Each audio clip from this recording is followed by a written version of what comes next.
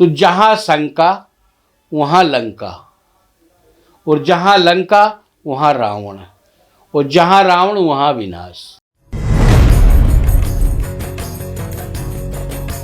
नमस्कार, आप देख रहे हैं देश रोजाना का खास कार्यक्रम रामायण की अनसुनी कथाएं। मैं हूं आपके साथ स्मिता सिंह। रामायण की अनसुनी कथाओं में हमने अभी तक आपको कई कथाएं बताई, जिसमें पिछले एपिसोड में आपने देखा कि जो रावण की बहन थी सूर्पणखा, वो सूर्पणखा नहीं थी, वो थी स्वर्ण रेखा। सकारात्मक छवि थी, कैसे नकारात्मकता आई और कैसे फिर वो रावण के परिवार के खात्मे का कारण बनी, सब कुछ आपको आचार्य कमलेश मिश्र जी ने बताया। और आज के एपिसोड में आचार्य कमलेश मिश्र जी आपको एक नई चीज बताएंगे।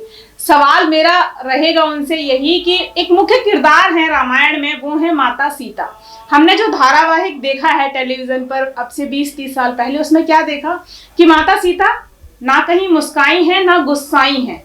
गुस्साई हमने फिर भी देखी एक दो जगह पर, लेकिन मुस्कान, खुलकर हंसी वो कहीं नहीं देखी।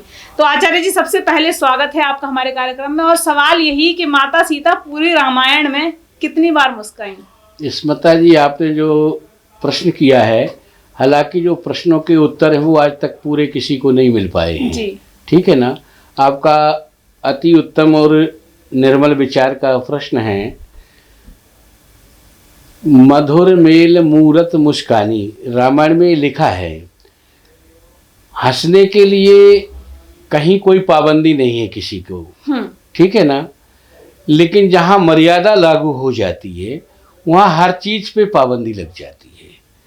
तो परमपिता परमात्मा मर्यादा पुरुषोत्तम श्री राम, और जिनकी अर्धांगिनी जगत जननी आधार शक्ति शिला के रूप में माता जानकी, ठीक। तो मर्यादाओं से दोनों सुशोभित थे जी। बंधे नहीं थे, ये मर्यादाओं के अंदर ही रहते थे। तो इनको हंसना, गाना या लड़ना या अनाप शनाप की भाषाओं का प्रयोग करना इनकी हिस्ट्री में दूर दूर तक था ही नहीं। नंबर एक, पहली बात तो यहाँ विचार कर लें। अब दूसरे नंबर जब विचार आता है, मैंने कई जगह ऐसा लोगों ने मेरे से प्रश्न किए कि भगवान ने ऐसा कर दिया। मैं सुन लेता हूं, भाई भगवान ने ऐसा कर दिया तो मर्यादाओं से बंधे हुए थे।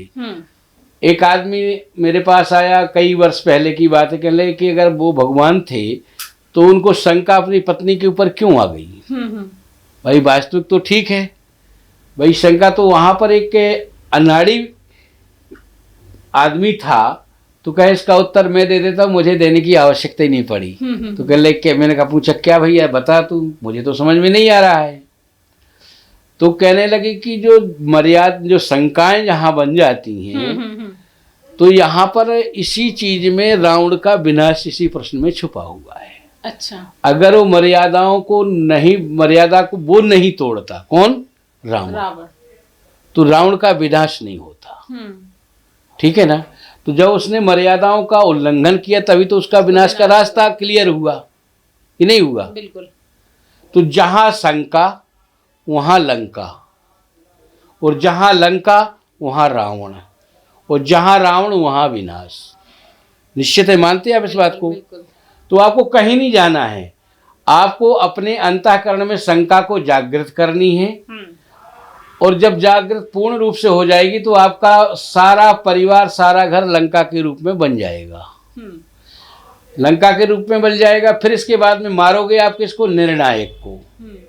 जो घर में निर्णय लेने वाला या देने वाला, उसी के ऊपर चोट होएगी ना फिर तो, क्योंकि आपका मन क्षतिग्रस्त हो गया है। तो इसी प्रकार से माता जानकी और राम जो है ना, मर्यादाओं के अंदर थे, मर्यादा में बंधे हुए थे। फिर भी माता जानकी, दो जगह का ऐसा प्रमाण पाया जाता है, तो यही है कि मधुर मेल मूरत मुस्कानी। जब माता जानकी हाँ विवाह हुआ, जब जयमाल के लिए गई तो वहां पर उनका ओंठ खिले थे। अच्छा। हंसने का ये मतलब कि ठहाका दे करके हंसे थे वो, मुस्कुराई थी वो, ओंठ खोले थे, ओंठों में मुस्कान थी उनकी, तो मुस्कान थी। तो एक तो वहां पर, और एक दूसरी जगह कहाँ पे, जब माता इन्होंने, जब रावण ने माता कैकेयी ने जब 14 वर्ष का वनवास मांगा था, तो एक जगह वहां पर जब जाते हैं भगवान राम माता जानकी, तो एक बार वहाँ पे, तो जब 14 वर्ष का वनवास काटते हुए भगवान राम जो है गंगा के तट पर पहुँचते हैं, राम लक्ष्मण और माता जानकी, तो बीच में गंगा आ गई, जाएं कैसे। तो वहाँ केवट का भी भगवान राम को उद्धार करना ही था, तो वहाँ से गए, तो वहाँ सो रहे थे केवट। तो भगवान राम ने लक्ष्मण जी को संबोधित करते हुए कहा कि इसको शौन अवस्था में इनको जागृत करिए, अपन को विलम्ब हो रहा है, अपन को उस पार जाना है। तो लक्ष्मण जी केवट जी के पास में जाते हैं और केवट को जगाते हैं और कहते हैं कि भैया उठो, मुझे उस पार जाना, पता है आज कौन आया यहाँ। तो केवट ने आंखें मीचते हुए अपनी ऐसे करते हुए कहले कौन आया भैया। कहने लगे मर्यादा पुरुषोत्तम श्री राम आए हैं। कहें बहुत सारे राम है, कौन से राम की बात कर रहे हो तुम। तो लक्ष्मण को क्रोध आ गया, कहले भैया राम मर्यादा पुरुषोत्तम श्री राम आ रहे, आप चलो इतना विलम्ब मत लगाओ।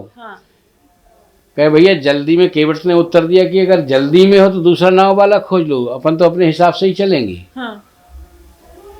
तो राम और माता जानकी और राम जी देख रहे थे वहां पे, केवट का और लक्ष्मण का संवाद चल रहा था।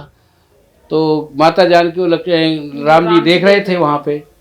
तो लक्ष्मण ने कहा, केवट ने कहा कि भैया आराम से चलेंगे, अगर हमारी नाव पे जाना तो आराम से, और जल्दी जाना तो किसी और नाव पे। अब राम को तो पता था कि इसके बगैर हमें कोई पार नहीं उतारेगा। तो भगवान ने इशारा किया लक्ष्मण को कि आप वापस आ जाओ, जब वो आएंगे तभी चलेंगे। तो लो भैया केवट जी वहाँ पर आए, तो कह रहे भगवान राम, तो पहले तो नीचे से ऊपर कई बार भगवान का साक्षात तीनों का दर्शन किया। अच्छा, दर्शन किया, फिर विचार में आया केवट के, कहने लगे भैया हमने सुना था कि गौतम ऋषि की पत्नी चट्टान बन गई थी आपके पांव लगते ही, वो चट्टान से जीवित हो गई थी। तो मेरी तो लकड़ी की नैया है, और आपके पांव पड़ेंगे तो ऐसा नहीं है लोहे की हो गई तो मेरा तो परिवार भूखन मर जाएगा। अहिल्या पत्थर से महिला हो गई थी, नारी अहिल्या। तो आपने वहाँ पर भी एक दृष्टांत है, भगवान वहाँ पे विश्वामित्र जी ने अपघात किया है वहाँ पे। विश्वामित्र को जो था, इनके कुलगुरु थे ये राम के, तो इनने कहा कि भाई जब राम का प्रादुर्भाव होगा और तुम्हें साक्षात्कार होगा, त्रेता में राम का जन्म होगा, त्रेता में साक्षात्कार होगा, हम बैठे द्वापर में हैं। तो उनने कहा यार ये तो बड़ा लंबा लफड़ा हो गया, उस समय तक जिए या ना जिए, कोई गारंटी थोड़ी है। तो उन्हें एक युग को ही पीछे कर दिया, त्रेता को पहले ले आए। त्रेता को पहले ले आए। अच्छा। हाँ, जब त्रेता को पहले ले आए तो उन्होंने कहा ठीक है।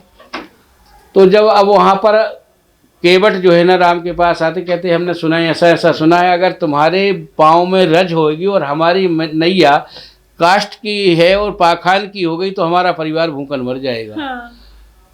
तो लक्ष्मण ने कहा तुम चाहते क्या हो ये तो बताओ पहले। कहने लगे हम तुम्हारे पाँव धोएंगे पहले। तो कहे चलो ठीक है, पाँव धो लो। क्या पाँव धोने के लिए कठौता जो है ना, वो घर रखा हुआ है। कठौता मतलब वो परात? नहीं, जिससे पानी उलीचते नौका वाले, उसको कठौता बोलते हैं। अच्छा। हाँ, वो घर में रखा है। अगर आपके पास समय है तो मैं उसको उठा के ले आता हूँ, कठौता फिर पाँव धोऊंगा, इसके बाद तुम्हारे पाँव में धूल नहीं होएगी, इसके बाद मैं तुम्हें नाव पे अवश्य पार उतारूंगा, इसमें किसी प्रकार का संदेह नहीं समझना।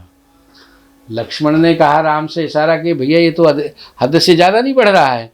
राम ने कहा बैठे रहो, चुपचाप बैठे रहो। लक्ष्मण भी चाहे क्रोधावतार तो थे ही।